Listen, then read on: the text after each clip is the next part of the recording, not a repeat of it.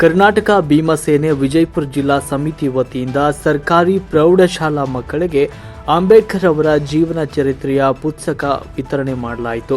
ವಿಜಯಪುರ ಜಿಲ್ಲೆಯ ನಿಡಗುಂದಿ ತಾಲೂಕಿನ ಬಳಬಟ್ಟಿ ಗ್ರಾಮದಲ್ಲಿ 75ನೇ ಅಮೃತ ಮಹೋತ್ಸವ ಸಂವಿಧಾನ ದಿನಾಚರಣೆ ಆಚರಿಸಲಾಯಿತು. ಈ ವೇಳೆ ಮಾತನಾಡಿದ ಶಾಲಾ ವಿದ್ಯಾರ್ಥಿ ಸಂಗೀತಾ ಪಾಟೀಲ್, ಸಂವಿಧಾನ ಸಮರ್ಪಣಾ ದಿನಾಚರಣೆ ವಿಶ್ವದಲ್ಲೇ ಅತ್ಯಂತ ಶ್ರೇಷ್ಠವಾದ ಭಾರತ ಸಂವಿಧಾನವು ಸರ್ವರಿಗೂ ಸಮಬಾಳು ಸಮಪಾಲು ನೀಡಿದೆ ಅಂತ ಹೇಳಿದರು. ಈ ಸಂದರ್ಭದಲ್ಲಿ ದೇಶದ ಏಕತೆ ಮತ್ತು ಸಮಗ್ರತೆಗಾಗಿ ಎಲ್ಲರಲ್ಲೂ ಸಹೋದರರಂತೆ ಮೂಡಿಸುವುದಕ್ಕಾಗಿ ರಾಷ್ಟ್ರಕ್ಕೆ ಸಂವಿಧಾನ ಅರ್ಪಣೆಗೊಂಡಿದೆ. ಇದರಿಂದ ದೇಶದ ಎಲ್ಲ ಪ್ರಜೆಗಳಿಗೆ ಸಾಮಾಜಿಕ ನ್ಯಾಯ, ಆರ್ಥಿಕ ನ್ಯಾಯ, ರಾಜಕೀಯ ನ್ಯಾಯವನ್ನು, ವಿಚಾರ ಅಭಿವ್ಯಕ್ತ, ನಂಬಿಕೆ, ಧರ್ಮ ಮತ್ತು ಉಪಾಸನೆಯ ಸ್ವಾತಂತ್ರ್ಯವನ್ನು, ಸ್ಥಾನಮಾನ ಮತ್ತು ಅವಕಾಶಗಳ ಸಮಾನತೆ ಅವಕಾಶ ನಮ್ಮ ಸಂವಿಧಾನದಿಂದ ಎಲ್ಲರಿಗೂ ಲಭಿಸಿದೆ ಅಂತ ಹೇಳಿದರು. ಭಾರತೀಯರಾದ ನಾವೆಲ್ಲರೂ ಕೂಡ, ವಿಶೇಷವಾಗಿ ವಿದ್ಯಾರ್ಥಿ ಯುವ ಸಮುದಾಯ, ಭಾರತದ ಮೂಲ ಪೀಠಿಕೆಯನ್ನು ಓದಿ ಅರ್ಥ ಮಾಡಿಕೊಂಡು ದೇಶದಲ್ಲಿ ಎಲ್ಲರೂ ಗೌರವ, ಘನತೆ, ಸ್ವಾಭಿಮಾನದಿಂದ ಬದುಕು ಕಟ್ಟಿಕೊಳ್ಳಬೇಕು ಅಂತ ತಿಳಿಸಿದರು. ಸಂದರ್ಭದಲ್ಲಿ ಗಿರಿಯಪ್ಪ ತಳವಾರ್, ಪರಶುರಾಮ್ ಚಲವಾದಿ, ಯಲ್ಲಪ್ಪ ದೊಡ್ಡಮನಿ, ರಸೂಲ್ ಮುಲ್ಲಾ, ಪರಶುರಾಮ ಚಿಮ್ಮಲಗಿ, ಸಲೀಂ ವಾಳಿಕಾರ್, ಸೋಮನಾಥ ಗಾಯಕ್ವಾಡ್, ಸಚಿನ್ ಚೋರಿ ಮತ್ತು ಬಳಬಟ್ಟಿ ಗ್ರಾಮದ ಎಲ್ಲ ಪದಾಧಿಕಾರಿಗಳು ಒಂದು ಕಾರ್ಯಕ್ರಮದಲ್ಲಿ ಪಾಲ್ಗೊಂಡಿದ್ದರು. ವರದಿ ಬಂದೆ ನವಾಜ್ ಕೋಳ್ಯಾಳ್, ಮಹಾಯುಧ ನ್ಯೂಸ್, ತಾಳಿಕೋಟೆ.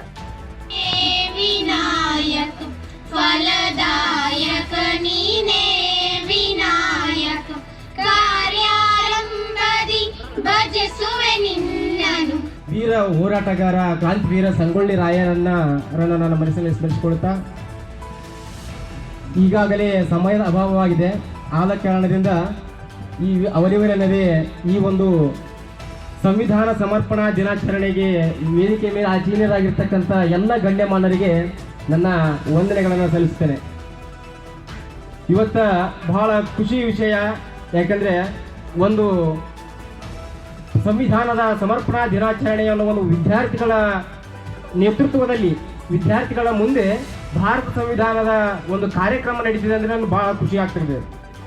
ಯಾಕಪ್ಪ ಅಂತಂದರೆ ಈಗಾಗಲೇ ವಿದ್ಯಾರ್ಥಿನಿಯರು ಸಂವಿಧಾನದ ಬಗ್ಗೆ ಮತ್ತು ಈ ಸಂವಿಧಾನ ಬರೆದಿರ್ತಕ್ಕಂಥ ಮಹಾಮಾನವತಿ ಡಾಕ್ಟರ್ ಬಾಬಾ ಸಾಹೇಬ್ ಅಂಬೇಡ್ಕರ್ ಅವರ ಬಗ್ಗೆ ಹೇಳಿದಾಗ ಕೆಲವೊಂದು ಸಾರಿ ಅವರು ಪಟ್ಟಿರ್ತಕ್ಕಂಥ ಕಷ್ಟಗಳನ್ನು ಕೇಳಿದಾಗ ನಮ್ಮ ಮೈಯಲ್ಲಿ, ಕೆಲವು ವಿದ್ಯಾರ್ಥಿಗಳ ಮೈಯಲ್ಲಿ ರೋಮಗಳೇ ನಿಂತ್ಕೊಂಡಿರ್ಬೇಕು. ಯಾಕಪ್ಪ ಈ ಮಾತು ಹೇಳ್ತೀನಿ ಅಂತಂದರೆ, ಬಂಧುಗಳೇ, ಈ ಒಂದು ಸಂವಿಧಾನವನ್ನು ವಿಶ್ವದ ಶ್ರೇಷ್ಠ ಸಂವಿಧಾನ ಅಂತ ಕರೀತಾರೆ. ನನ್ನ ಭಾರತ ಸಂವಿಧಾನವನ್ನು ವಿಶ್ವದ ಶ್ರೇಷ್ಠ ಸಂವಿಧಾನ ಅಂತ ಕರೀತಾರೆ. ಅದೇ ರೀತಿಯಾಗಿ ಈ ದೇಶದ ಸಂವಿಧಾನ ಬರೆದಿರತಕ್ಕಂಥ ವ್ಯಕ್ತಿಯನ್ನ ವಿಶ್ವದ ಶ್ರೇಷ್ಠ ವಿದ್ಯಾರ್ಥಿ ಅಂತ ಕರೀತಾರೆ. ಬಾಬಾ ಸಾಹೇಬ್ ಅಂಬೇಡ್ಕರ್ ಅವರೊಂದು ಮಾತು ಹೇಳ್ತಾರೆ, ಈ ದೇಶದ ಏಳಿಗೆಯನ್ನೇನಾದರೂ ಆಗಬೇಕಾಗಿದ್ರೆ ಅದು ಭವಿಷ್ಯತ್ತಿನ ಮಕ್ಕಳ ಕೈಯಲ್ಲಿದೆ ಅಂತ ಹೇಳ್ತಾರೆ. ಆ ಭವಿಷ್ಯತ್ತಿನ ಮಕ್ಕಳು ಯಾರಪ್ಪ ಅಂತಂದ್ರೆ ಇವತ್ತಿನ ವಿದ್ಯಾರ್ಥಿಗಳು. ಈ ನಮ್ಮ ಭಾರತ ಸಂವಿಧಾನದಲ್ಲಿರ್ತಕ್ಕಂಥ ಒಂದು ವಿಚಾರವನ್ನು ನೀವು ತಿಳಿದುಕೊಂಡು ಹೋದ್ರೆ ನೀವು ಪ್ರತಿಯೊಬ್ಬರೂ ಕೂಡ ಈ ದೇಶದ ದೊಡ್ಡ ದೊಡ್ಡ ವ್ಯಕ್ತಿಗಳಾಗಬಹುದು. ಬಾಬಾ ಸಾಹೇಬ್ ಅಂಬೇಡ್ಕರ್ ಅವರ ಬಗ್ಗೆದಾಗ ಹೇಳಬೇಕಾದ್ರೆ ಈ ರೀತಿ ಕಷ್ಟಗಳಿದ್ದು ಇಡೀ ಜಗತ್ತಿಗೆ ನಮ್ಮ ದೇಶವನ್ನು ಮಾದರಿ ದೇಶವನ್ನಾಗಿ ಪರಿಚಯಿಸಿಕೊಟ್ಟಂತ ಮಹಾನಾಯಕ, ಭಾರತ ರತ್ನ, ಸಂವಿಧಾನ ಶಿಲ್ಪಿ, ಮಹಾಮೇಧಾವಿ, ಮಹಾಮಾನವತಾವಾದಿ ಡಾಕ್ಟರ್ ಬಿ ಆರ್ ಅಂಬೇಡ್ಕರ್ ಅವರು ಬರೀ ನಾಯಕರಲ್ಲ, ಮಹಾನಾಯಕರು. ಇವರು ಕುರ್ಚಿ ಆಸೆಗೆ, ಅಧಿಕಾರದ ಆಸೆಗೆ ಪೊಲಿಟಿಷಿಯನ್, ರಾಜಕಾರಣಿ ಅಂತ ಅನಿಸಿಕೊಂಡವರಲ್ಲ. ದೇಶದ ಸಮಸ್ಯೆಯನ್ನು ಬಗೆಹರಿಸಬೇಕೆಂಬ ಜವಾಬ್ದಾರಿಯನ್ನು ಹೊತ್ತಂತ ಮಹಾನಾಯಕ, ದೇಶದ ಭವಿಷ್ಯದ ಬಗ್ಗೆ ಚಿಂತಿಸಿದ ಮಹಾನಾಯಕ. ಇವರ ಬಗ್ಗೆ ನಮಗೆ ಸಂಪೂರ್ಣ ಇತಿಹಾಸ ಗೊತ್ತಿಲ್ಲದಿದ್ದರೂ ದೊಡ್ಡವರು ಹೇಳಿದ ಹಾಗೆ ತಟಗ ಗೊತ್ತಿದ್ರು ಸ್ಫಟಿಕದಂಗ ತಿಳ್ಕೊಳ್ಳೋಣ ಬನ್ನಿ. ಡಾಕ್ಟರ್ ಬಿ ಆರ್ ಅಂಬೇಡ್ಕರ್ ಅವರು 14 ಏಪ್ರಿಲ್ 1891ರಲ್ಲಿ ಮಧ್ಯಪ್ರದೇಶದ ಮಾಹೋ ಎಂಬಲ್ಲಿ ಜನಿಸಿದರು. ಇವರ ಪೂರ್ಣ ಹೆಸರು ಭೀಮರಾವ್ ರಾಮ್ಜಿ. ಇವರ ತಂದೆ ಹೆಸರು ರಾಮ್ಜಿ ಸಕ್ವಾಲ್, ತಾಯಿ ಹೆಸರು ಭೀಮಾಬಾಯಿ, ಪತ್ನಿ ಹೆಸರು ರಾಮಾಬಾಯಿ. ಇವರನ್ನು ಬಾಬಾ ಸಾಹೇಬ ಅಂತ ಕರೆಯುತ್ತಾರೆ. ನಿಜವಾಗಿ ಇವರು ನಮ್ಮ ದೇಶದ ಸಾಹೇಬರೇ ಅಂದರೆ ತಪ್ಪಾಗುವುದಿಲ್ಲ. ಇವರಿಗೆ ಬಾಲ್ಯದಲ್ಲಿ ಸಂಸ್ಕೃತ ಭಾಷೆ ಕಲಿಸುವುದಿಲ್ಲ, ಏಕೆಂದರೆ ಬ್ರಾಹ್ಮಣರ ಭಾಷೆ ಅಂತ ಹೇಳಿ ಕಲಿಸುವುದಿಲ್ಲ. ಆದರೆ ಇವರಿಗೆ 9 ಭಾಷೆಗಳು ಬರುತ್ತಿದ್ದವು. ಅವು Hindi, English, Sanskrit, Pali, Marathi, Gujarati, German, French, Persian, ಒಟ್ಟು 9 ಭಾಷೆಗಳು ಬರ್ತಿದ್ದು ಈ ನಮ್ಮ ಸಾಹೇಬರಿಗೆ. ಡಾಕ್ಟರ್ BR ಅಂಬೇಡ್ಕರ್ ಅವರು ಹೇಳುತ್ತಾರೆ, ದೇವರ ದೃಷ್ಟಿಯಲ್ಲಿ ನಾವೆಲ್ಲರೂ ಸಮಾನರು ಎಂಬುದು ನನಗೆ ಬೇಕಾಗಿಲ್ಲ, ಮನುಷ್ಯರ ದೃಷ್ಟಿಯಲ್ಲಿ ನಾವೆಲ್ಲರೂ ಸಮಾನರು ಎಂಬುವ ವಿಚಾರವನ್ನ ಹೊಂದಿದ್ದರು. ಸ್ವತಂತ್ರ ಭಾರತದ ಮೊದಲ ಕಾನೂನು ಮಂತ್ರಿಯಾಗಿ ಸೇವೆಯನ್ನು ಸಲ್ಲಿಸಿದರು. ಅಷ್ಟೇ ಅಲ್ಲದೆ ಇವರು ವಿದೇಶದ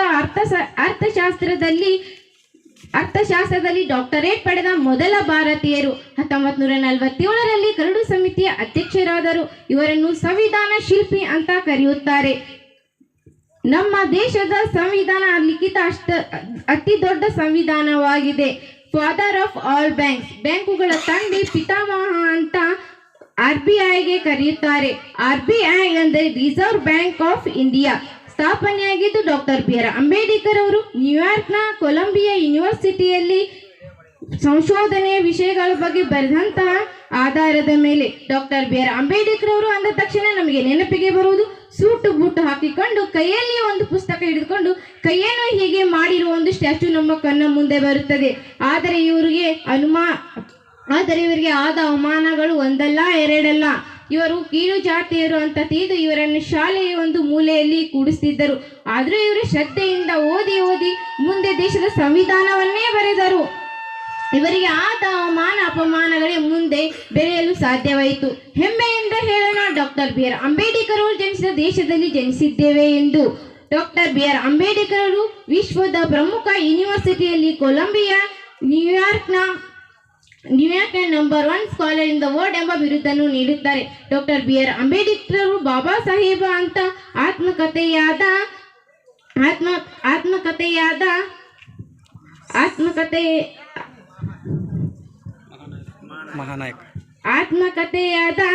ವೇಟಿಂಗ್ ಫಾರ್ ಎ ವಿಸಾ ಎನ್ನುವ ಪುಸ್ತಕವನ್ನು ಬರೆದಿದ್ದಾರೆ. ಯೂನಿವರ್ಸಿಟಿಯ ನ್ಯೂಯಾರ್ಕ್ನ ವಿದ್ಯಾರ್ಥಿಗಳು ಈ ಪುಸ್ತಕವನ್ನು ಟೆಕ್ಸ್ಟ್ ಬುಕ್ ಆಗಿ ಬಳಸುತ್ತಾರೆ.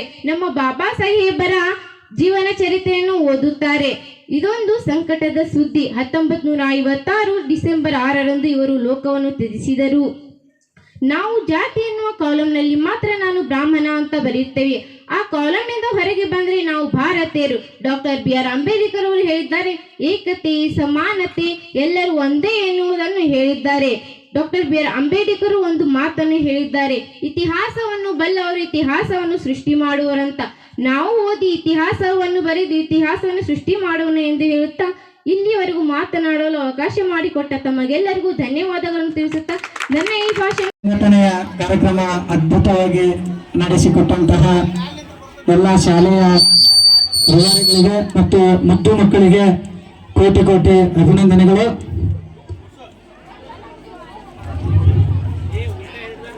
ಜೈ ಜೈ ಜೈ ಜೈ ಜೈ ಭೀಮ್, ಜೈ ಜೈ ಜೈ ಜೈ ಜೈ ಭೀಮ್.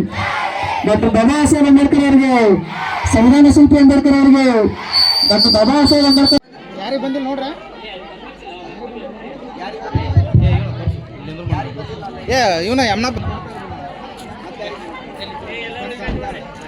ಎಲ್ಲ ಮಕ್ಕಳಿಗೂ ದುಃಖವನ್ನು ತಲುಪಿದೆ ಅಂತ ಅನ್ಕೊಂಡಿದ್ದೇನೆ. ಯಾರಿಗೆ ತಲುಪಿಲ್ಲ ಕೇಳಿ ಇಸ್ಕೊಳ್ಳಿ ವಿದ್ಯಾರ್ಥಿಗಳು.